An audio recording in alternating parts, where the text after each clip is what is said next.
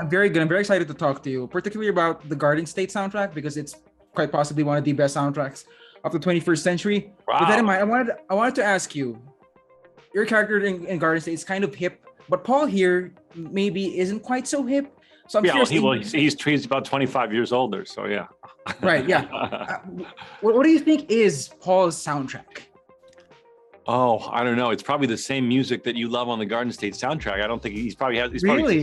he's probably still listening to singer-songwriters like I do. Yeah, I mean, I don't know. That's a great question. I had nothing to do with the formation of this soundtrack in this movie, so Mhm. I hadn't really thought about it much. But I learned a lot about new music from the kids because they're all listening to artists I never even heard Yeah. of, Mhm. and so it was quite an education. I want to start first with the Baker kids. There are a lot of them. Is there a particular Baker kid that you related to the most? Maybe a favorite? I know you're not supposed to play favorites, but there has to be someone that you identify with the most. I'm not supposed to have favorites, but Mimi, Okay. Mikhail, she plays Luna. Yes. And like, Zach was just telling the story, like day one, she sits next to Zach and she's like, I should just tell you, I'm an old soul. But she legit is. Like, half these kids feel like they have mortgages. Like they're very, on it. But Mimi, she's pretty special. Yeah.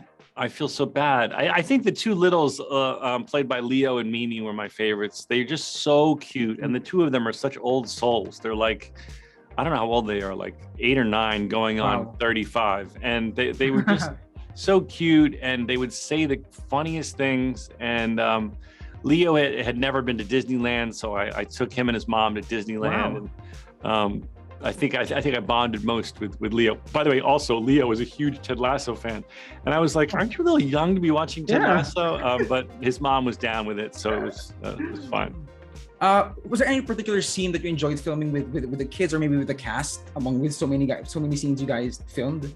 Yeah. So my favorite were like all of the pool scenes that we filmed Okay. up at Lake Sherwood.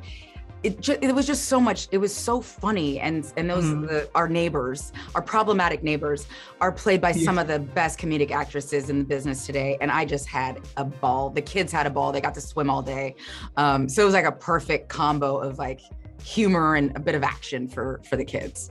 Do you draw some of Paul from someone in your personal life, or was that something you just sort of created, maybe based on a movie or a famous character? How did you sort of create Paul? It's kind of the dad I hope to be one day. I'm not a father, but I hope that when I am, I'm fun and I'm silly and I'm like going on adventures with them and down on the ground playing with them.